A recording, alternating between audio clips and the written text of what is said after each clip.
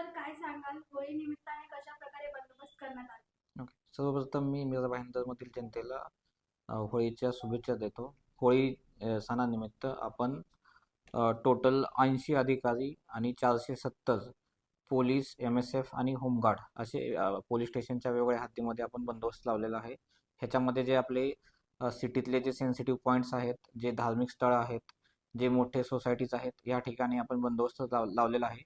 त्याचबरोबर आपण पोलीस स्टेशनचे जे महिला अधिकारी आहेत ते आणि प्रत्येक पोलीस स्टेशनचे जे आपले दामिनी पथक आहेत तेही आपल्या संपूर्ण झोनच्या हद्दीमध्ये कंटिन्युअस पेट्रोलिंग करत राहतील. त्यामुळे ह्याच्यामध्ये छेडछाडीचे प्रकार असतील किंवा कोणतेही भांडणतांडा होत असेल तर आमचे जे पेट्रोलिंग करणारे जे अधिकारी आहेत आणि दामिनी पथक ते त्यांच्या विरोधात कारवाई करतील.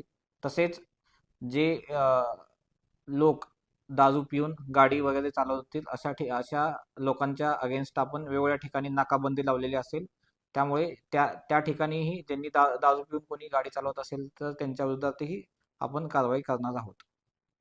सर किती कॉन्स्टेबल्स नाही तुम्ही जे लावले आहेत कामावर?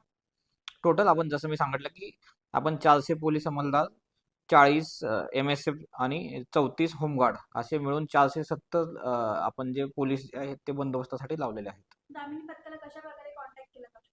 आपण दामिनी पथक प्रत्येक ठिकाणी पेट्रोलिंग करत असेल आणि प्लस काही इश्यू असेल तर 112ला जरी कॉल केला तरी तिथं त्या ठिकाणी आपले दामिनी पथक काही इश्यू असेल तर त्या ठिकाणी पोहोचेल.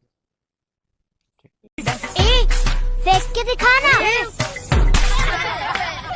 बस घर से निकलो खेलो खेलो यारा रंग इंद्रधनुष के जैसे रह लो सारे संग। अब तो मार लो ना। सब खत्म, बाहर आ जा, सब खत्म हो गया। मैं तुझ में तू मुझ में अपनी दोनों की है एक ही दास्तां।